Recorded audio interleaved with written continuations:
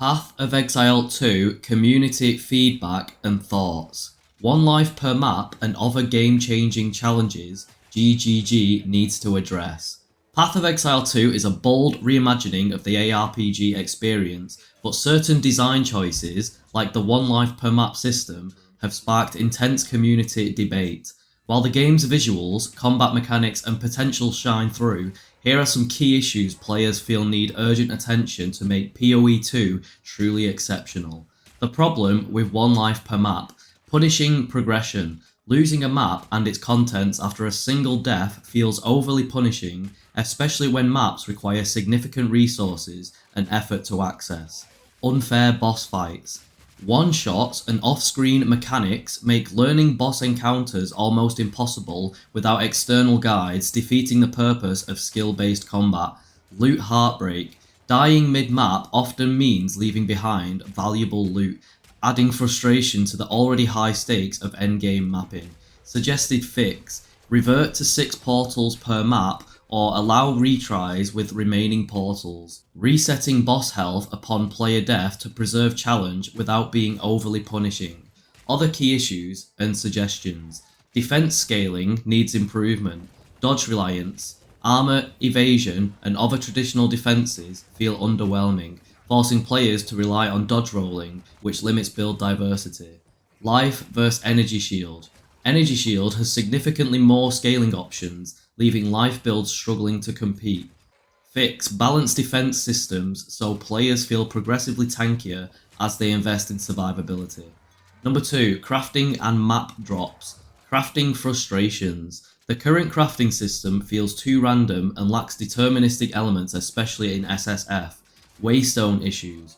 Dropping tier 2 waystones in tier 15 maps undermines progression and resource management. Fix: introduce more deterministic crafting and adjust waystone tiers to align with map levels. Number 3, endgame design flaws. Citadel and Pinnacle bosses requiring extensive grind to access one attempt fights discourages players from engaging with these encounters. Skill restrictions. Locking certain skills behind level 52 hampers build creativity during early progression. Fix: allow multiple attempts for Pinnacle bosses and unlock all skills by level 28 as in PoE 1. Number 4, melee weapon diversity. Limiting melee builds to maces in early access restricts creativity and leaves players without diverse playstyles. The warriors especially are struggling with this. There's non-stop complaints about the mace abilities and the slow movement and the slow attacks. So looking forward to axes and swords, I guess. And then it says the fix: introduce swords and axes earlier to expand melee build options. I'm looking forward to swords personally. Number 5, on-death effects and loot timing.